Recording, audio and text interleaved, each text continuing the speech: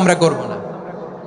লোক দেখানোর জন্য নামাজ, রোজা, জিকির, তেলাওয়াত, দান, সদকা এগুলো করলে আল্লাহর দরবারে এগুলো কবুল হবে।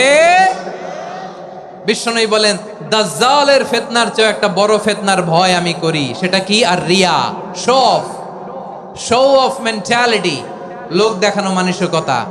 এটা থেকে আমরা বিরত থাকবো ইনশাআল্লাহ। 6 নাম্বার অনেক গুরুত্বপূর্ণ, ব্যবসায়ী ভাইয়েরা, ব্যবসা করেন কারা কারা? হাত তুলে দেখান তো আমারে। মাশাআল্লাহ, হাত নামান।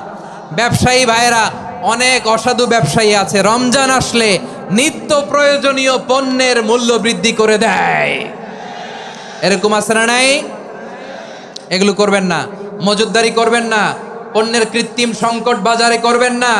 আপনি লাখ টাকা কামায়া ভাবছেন যে রোজাদারদের কষ্ট দিয়ে ধনী হবেন, এমন রোগ আল্লাহ আপনারে দিবে, কোটি টাকা দিয়েও আপনি হাসপাতালের বিল পরিশোধ করার ক্ষমতা আপনার হবে না। খবরদার। শেষ বয়সে দেখবেন কি কষ্ট আপনার হয়। আপনি রোজাদারদের কষ্ট দিচ্ছেন, আল্লাহ আপনার সুখে রাখবে?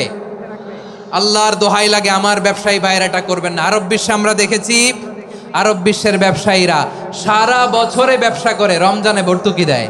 আর আমার দেশের কিছু অসাধু ব্যবসায়ী রমজানে গলাকাটা ব্যবসা করে আর সারা বছর সেইটার উপর দিয়ে চলে। চিল্লায় বলেন ঠিক কিনা? করবেন না, এটা করবেন না। নিত্য প্রয়োজনীয় পণ্যের মূল্য বৃদ্ধি করা হারাম, পণ্যের কৃত্রিম সংকট তৈরি করা হারাম, মজুদদারি করা হারাম, রোজাদারদেরকে কষ্ট দেয়া হারাম, এটা করবেন না।